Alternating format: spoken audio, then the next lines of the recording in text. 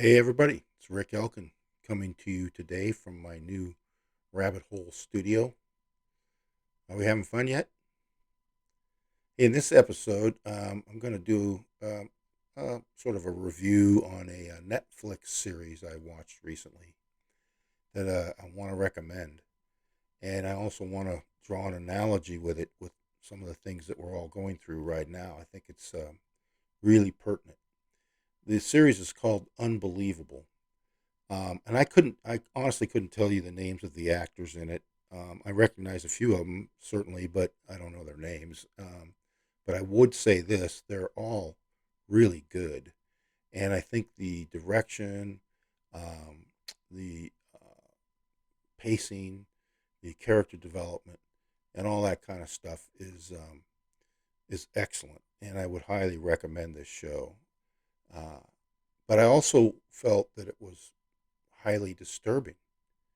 And so let me tell you a little bit about it, and then I'll connect the dots. Um, it's about the theme of the show is about rape, rape victims, and those who investigate the crime. It follows detectives dealing with a serial rapist in Linwood, Washington, sort of a middle class community. Um, one of the detectives is somewhat new. The other one's kind of a ornery old veteran, and they team up. And they're two women, and I think uh, that makes for a really interesting dynamic. First of all, because one's an older, experienced detective, and one's sort of got a whole different point of view of things and has brings a different perspective to the job. And they kind of challenge each other. But the focus of the program is on the victims of this serial rapist and how they're treated by the system, so to speak. And the interesting part is that the victims are all entirely different. They're all physically different. They have a huge range in age. Some are very young. Some are very old. Um, they're just they don't have anything in common other than the fact that they have been raped and they feel like they are being raped a second time by the system. And that's the show kind of goes through how that occurs and why that occurs. And then, the good old police detective work is very entertaining and keeps the theme of the show moving forward. But all of the victims, and one in particular, feels especially abandoned by the system, coerced. She initially is interviewed and interrogated by two male investigators who essentially don't believe anything she says.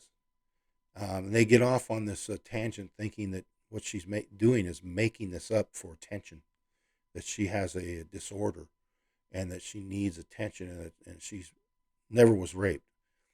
Um, so I don't want to give the whole show away, but the point is that all of these victims have different stories to tell, but they all go through essentially the same system.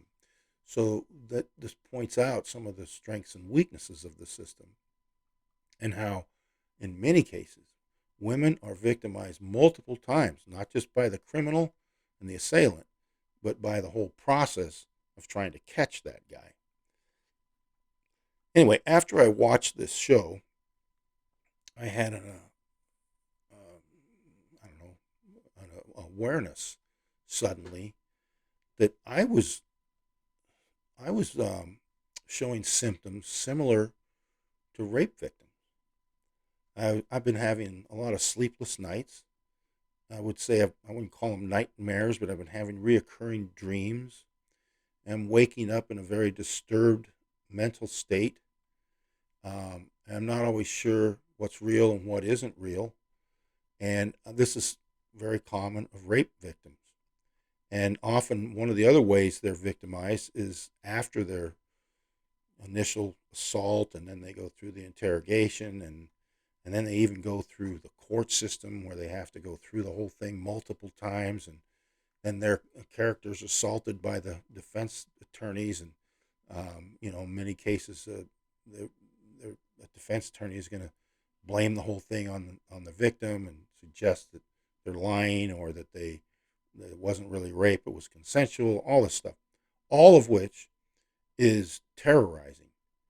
And so one of the things that I'm really having a problem with is I'm having a problem getting over what happened on the night of November 3rd, 2020.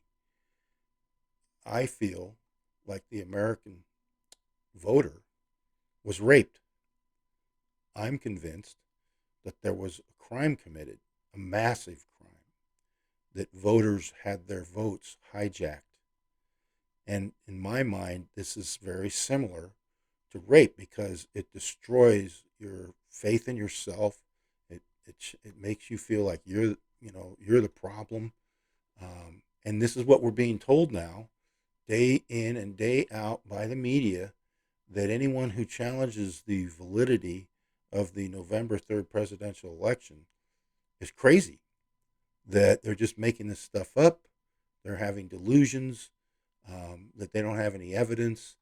And, if you watch this Netflix show, you're going to see how that can happen in real life, even when there is lots of evidence. And I believe there is.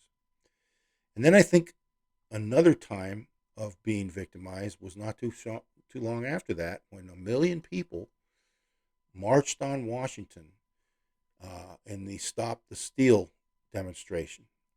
So now that's being characterized as an assault on our democracy. That these people who went to Washington from all over the country, 1 million people, are all terrorists. And that's what I'm seeing in my dreams, is these barbed wire fences being put up and military people with guns on their shoulders protecting the Capitol from 1 million Americans who went to Washington not to overthrow the government, but to restore the credibility and the legitimacy of the government. So, this is something that I feel very alone now, like these rape victims, and I don't think I'm alone in that feeling. I think millions of Americans feel just like me. We feel like our government, many of our friends, almost all of our representatives in Washington have abandoned us.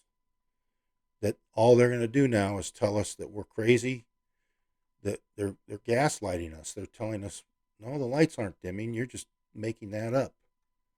They want us to think we're crazy and move on.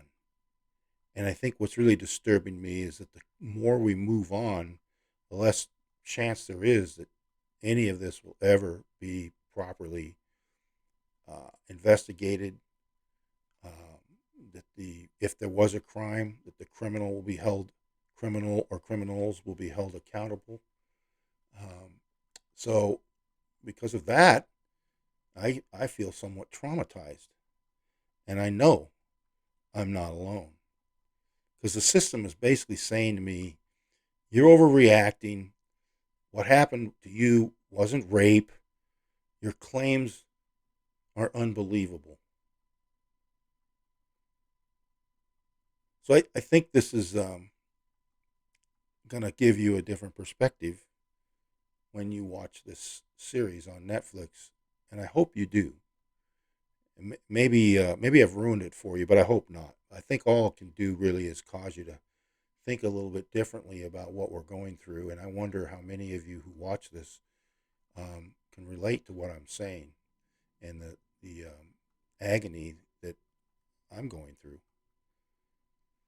At any rate, I appreciate you watching it, and I really hope you enjoy this series. It's called Unbelievable on Netflix.